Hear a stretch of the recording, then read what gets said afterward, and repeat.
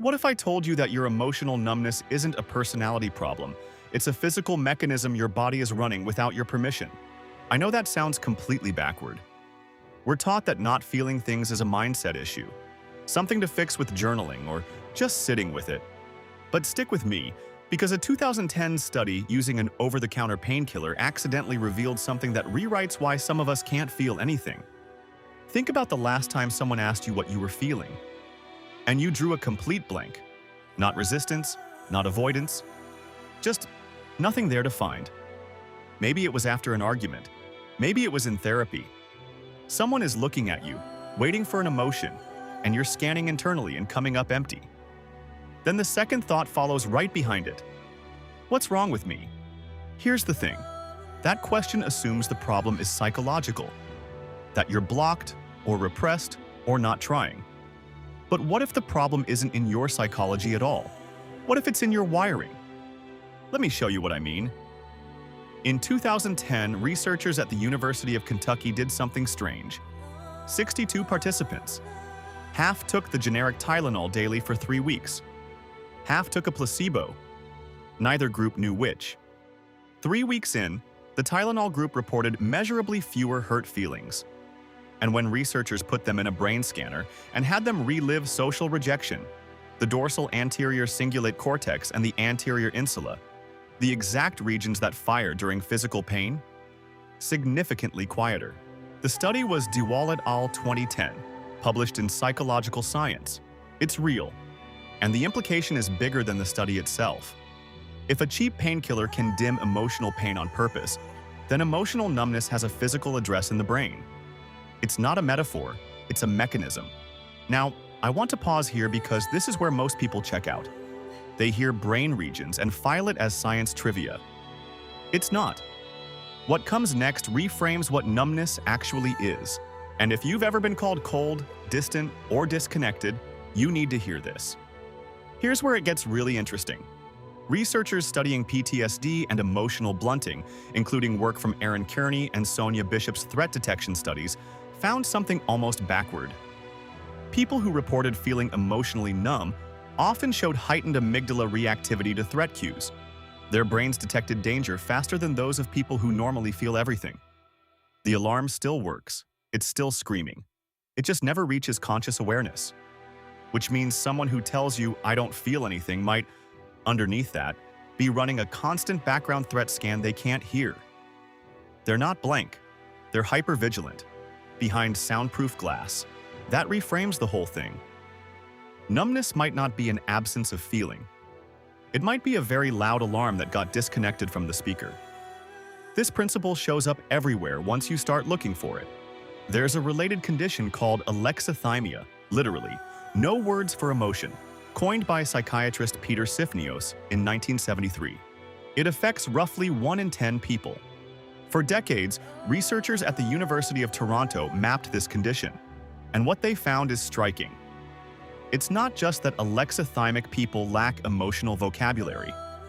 They show measurable deficits in interoception, the ability to sense what's happening inside their own bodies.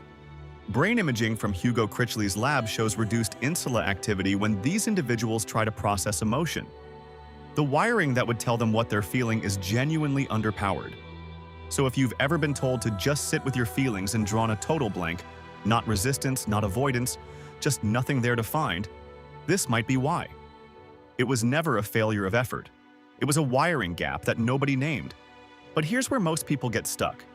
They think numbness is an endpoint, that the story ends with, "I don't feel things." It doesn't. Because remember, this all started with a painkiller, a drug built to quiet the body's threat and pain system. So it's worth asking what else that system touches. Turns out, quite a lot. George Slavich at UCLA has spent years studying something called social signal transduction, essentially, how the brain's threat detection system talks to the immune system. And his findings are almost the opposite of what you'd expect. Social threat doesn't calm the body down. It revs up inflammation cytokines like IL-6 and TNF-alpha, rising, driven through the exact same threat detection wiring we were just talking about. Your immune system is listening to everything your emotional brain is doing. But separately, and this is the piece that surprised me most in people with alexithymia, That translation layer gap from earlier, researchers have found the reverse. Reduced production of certain immune cells involved in fighting things off. Two different studies, two different directions. And that's the actual finding, more interesting than any tidy one-line answer. The body's immune calibration is wired into the same system as emotional processing. Not that numbness flips one switch that turns everything down together, but that whatever is happening to your capacity to feel, your immune system is downstream of it, one way or another. Your numbness has a physical cost you can't feel, and it's being paid somewhere. So what do you actually do with this? Because understanding the mechanism isn't the same as changing it. Here's an exercise, not a cure, not 3 easy steps, but a genuine place to start. For the next 3 days, when you notice you don't feel something you think you should, after a conversation, a conflict, or even good news, don't ask yourself, "What am I feeling?" That question goes straight to the underpowered wiring.